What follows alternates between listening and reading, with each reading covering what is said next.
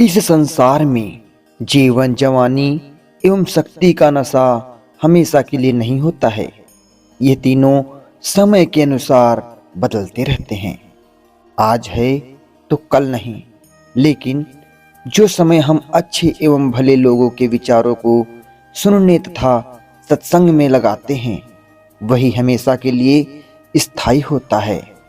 यही जीवन के परिश्रम का फल है। कबीर दास जी कहते हैं कि इस संसार के लोगों की चाल भेड़ के झुंड के समान है। जिस प्रकार एक भेड़ के पीछे पीछे पूरे भेड़ों का झुंड चलता है और अगर एक भेड़ गड्ढे में गिरता है तो बाकी सारे भेड़ गड्ढे में गिरते चले जाते हैं, उसी प्रकार इस संसार में मनुष्य भी एक दूसरे को देखकर बिना सोचे समझे गलत राह पर चलने लगते हैं। कबीर दास जी कहते हैं कि मनुष्य, तुम अपने 5 इंद्रियों से सावधान रहो, क्योंकि तुम तो अकेले हो परंतु वे तो 5 हैं। ये 5 इंद्रियां अपने लाभ के लिए तुम्हें तरह तरह की प्रलोभन देती हैं और तुझे यहाँ वहाँ भटकने पर मजबूर करती हैं। इसलिए तुम इसका दास ना बनकर इसका मालिक बनो। जीवन की कठिनाइयों को देखकर हमें घबराना नहीं चाहिए। हमें धैर्य रखते हुए कठिनाइयों का सामना करना चाहिए। कहीं ऐसा ना हो कि थोड़ी देर की जल्दबाजी के कारण अब तक जो आपने परिश्रम किया है वह व्यर्थ हो जाए। इस संसार में अग्नि की लपट को सहना आसान है, यहाँ तक कि इंसान तलवार की धार को भी सह सकता है। इस संसार में लेकिन कुछ कठिन है, तो वो यह है किसी के साथ एक जैसा प्रेम का संबंध बनाए रखना, क्योंकि समय के साथ व्यक्ति के व्यवहार में परिवर्तन आना स्वाभाविक है।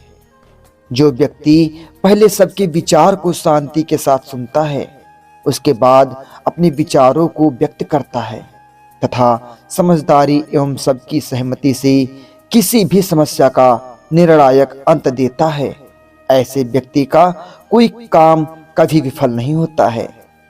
कबीर दास जी कहते हैं कि अज्ञानी व्यक्ति काम कम और बातें अधिक करते हैं और वे सुनी सुनाई बातों को ही रटते हुए कुत्तों की भांति हर गली में जाकर भौंकते रहते हैं। वे अपने तर्क का उपयोग नहीं करते। मिट्टी कुम्हार से कहती है कि तुम आज मुझे रौंद रहे हो, एक दिन ऐसा भी आएगा जब मैं तुम्हें रौंदूंगी और तुम भी मिट्टी में विलीन हो जाओगे। जिस तरह चिड़िया के चोंच भर पानी ले लेने से नदी का जल कम नहीं होता, ठीक उसी प्रकार जरूरतमंद की मदद करने से धन में कोई कमी नहीं होती। शक्तिशाली व्यक्ति को कभी भी दुर्बल व्यक्ति को सताना नहीं चाहिए, क्योंकि दुखी व्यक्ति की हृदय की हाय बहुत खतरनाक होती है। जिस प्रकार लोहार की चिमनी निर्जीव होते हुए भी लोहे को भस्म करने की शक्ति रखती है, ठीक उसी प्रकार दुखी व्यक्ति की बद्दुआ से सारे कुल का नाश हो जाता है। कबीर दास जी कहते हैं, अगर प्रेम का संबंध ना हो तो कोई किसी से मिलने भी नहीं जाता, और जहां प्रेम होता है वहां दूरी कोई मायने नहीं रखती। कबीर दास जी कहते हैं, जल एवं साधु की प्रकृति एक जैसी ही होती है, उन्हें जहां झुकाव नजर आता है उस ओर चल पड़ते हैं। मनुष्य को अपने धन का होने का घमंड कभी नहीं करना चाहिए, क्योंकि धन एवं सामर्थ्य का होना मात्र एक स्वप्न की भांति है जो आंखें खुलते ही ओझल हो जाता है।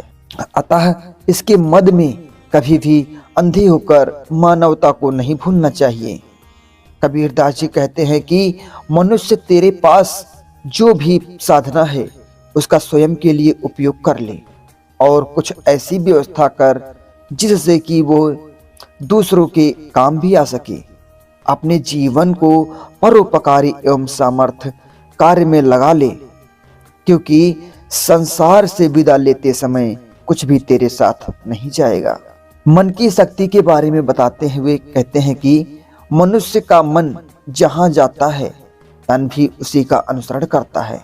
इसलिए अपनी इंद्रियों को नियंत्रित करने के लिए सर्वप्रथम अपने मन को काबू करना पड़ता है। अगर तन और मन दोनों ही व्यक्ति के नियंत्रण में हो जाएं, तो यह राई के समान दिखने वाला सामान्य जीवन भी एक पर्वत की भांति विशाल एवं सुखद हो जाएगा।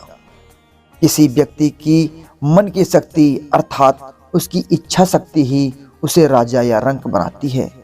इच्छा शक्ति के बिना व्यक्ति कायर हो जाता है और इसकी ही शक्ति से सूरवीर होकर ख्याति अर्जित भी करता है। यदि मन की शक्ति प्रबल है तो ही मस्तिष्क को ज्ञान रूपी नूर की प्राप्ति हो सकती है। कबीरदास जी कहते हैं कि इंसान को अपनी मेहनत पर भरोसा करके अपना कार्य करना चाहिए। किसी और के ऊपर आश्रित रहने से कुछ भी प्राप्त नहीं होता है, क्योंकि जिस व्यक्ति को प्यास लगी हो उसे ही जल का महत्व पता होता है। जिसके पास पहले से ही नदी बहती हो वो प्यास की पीड़ा को नहीं समझ सकता। कबीरदास जी कहते हैं कि ईश्वर ने इस सृष्टि में सभी जीवों को एक ही स्रोत से उत्पन्न किया है, चाहे वह नर नारी अथवा पशु ही क्यों ना हो। यदि तुम चाहो तो अपने अंदर खोजने का प्रयत्न करके देख लो, तुम्हें हर प्राणी में राम ही राम व्याप्त नजर आएंगे। सारी दुनिया मंदिर में रखी हुई पत्थर की मूर्ति को ईश्वर मानकर उनके सामने सर झुकाने के लिए जाती है, जबकि अपने ही हृदय में बसे ईश्वर से कोई मन नहीं मिलाता है। कबीरदास जी कहते हैं कि बिना अपने मन के विचारों को नियंत्रित किए बिना आसन अथवा तप करना ठीक वैसा ही है जैसे कि कोई कोल्हू का बैल तेल निकालने के लिए एक ही स्थान पर कोसों चलता है, अर्थात वो एक ही स्थान पर घूमते रहता है, पहुंचता कहीं भी नहीं है। कबीरदास जी कहते हैं कि इंसान को अपनी आवश्यकता के अनुसार ही अपनी इच्छाएं रखनी चाहिए। उसे कभी आवश्यकता से अधिक वस्तुओं की कामना नहीं करनी चाहिए, क्योंकि जिन्होंने अपनी आवश्यकता से अधिक धन का अथवा भौतिक सुखों का सृजन किया है वो भी इस नश्वर संसार से खाली हाथ ही गए हैं। तो दोस्तों, आज की वीडियो आपको कैसी लगी?